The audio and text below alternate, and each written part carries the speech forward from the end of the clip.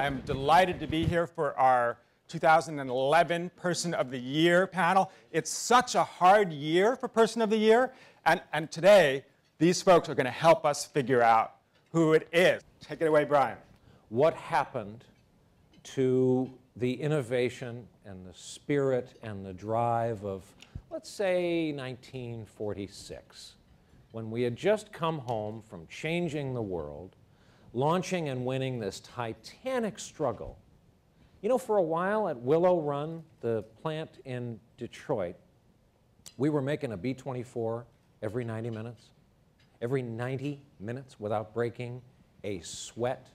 And now our automobiles still using gasoline, our trains still generally traveling at the speeds that they brought our boys home from World War II at in 1946. The one guy who changed our world. And I said to Seth Meyers as we walked across 6th Avenue, just look with me on this one-block walk at how he changed the world. Watch the people walk by us, watch the media and the world around you, and look at how he changed the world. Not only did he change the world, but he gave us that spirit again, that something was possible, that you could look at a piece of glass or plastic and move your finger. That's outlandish. You could make things bigger or smaller like that.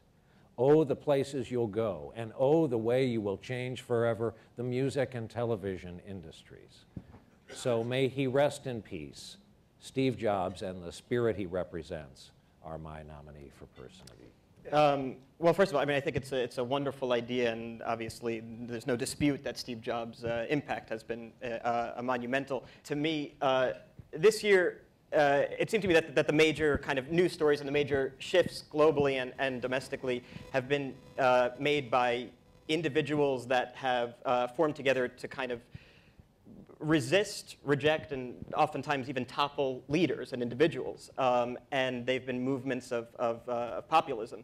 And so kind of, I thought this year kind of the notion of the populist, of these individuals that, you know, domestically we have the Tea Party, the Occupy Wall Street movement, and then internationally the Arab Spring, have been made up by individuals that are part of populist movements. And you know, it almost seems like in a year where those movements have caused the greatest world shifts, an individual as the Person of the Year almost might undercut the significance of those movements made by populists.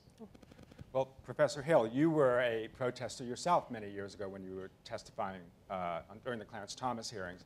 There is a spirit of protest and revolution abroad. Who's your Person of the Year?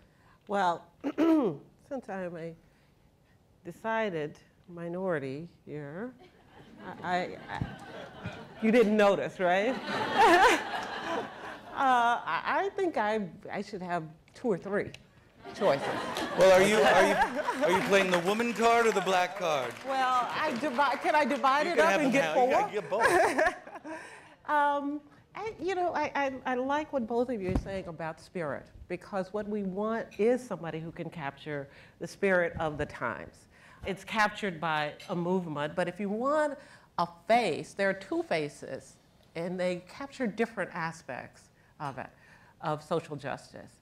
There was a young woman from Egypt who was one of the lead organizers of the Arab Spring, or Cairo Spring, I guess it's called, a woman named Ezra Abdel Fattah, who started out as an organizer of textile workers and then joined the movement in Cairo and has continued and now is organizing to help women be involved in the democracy that is coming to the region.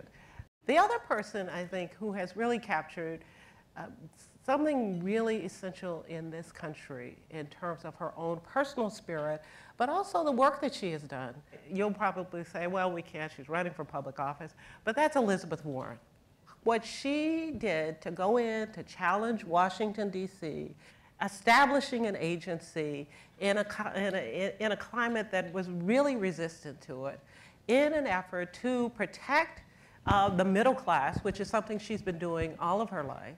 I think it captures something that that is very important to not only where the country is now, but where we want to be going. But Grover, she probably wouldn't take a no tax pledge, right? I mean, in fact, she's been, she probably thinks corporations should pay more taxes, people should pay more taxes. Your no tax pledge has really shaped the debate going on now. Who would be your person of the year and why? The Tunisian fruit vendor who sort of triggered the Arab Spring, because I'm not sure I can find another person that you'd look to in Egypt or and Libya, Syria. But Mohammed Bouazizi was the fruit vendor who had taken too much harassment from the police, from the bureaucrats. He just wanted to sell fruit, and the government was interfering with his ability to do that, and he burned himself. He did pass away. Mohammed did this year, so hopefully it counts for this year. But I think he set off something that wouldn't have happened without his act, at least not when it did. No, it's a wonderful idea.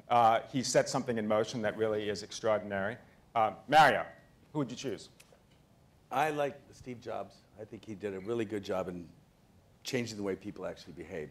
In terms of changing the way people think, I'm a big fan of Michael Pollan, and I think the nutrition card and understanding food and nutrition and the world true near-famine aspect that we're headed to, and understanding how to socially do the right thing to create the food support that we're going to need, as well as the water cleanliness that we're going to need, is someone that's cool. But I would have to say that who's had the largest effect on the whole planet without us really paying attention across the board and everywhere is the entire banking industry and their disregard for the people that they're supposed to be working for.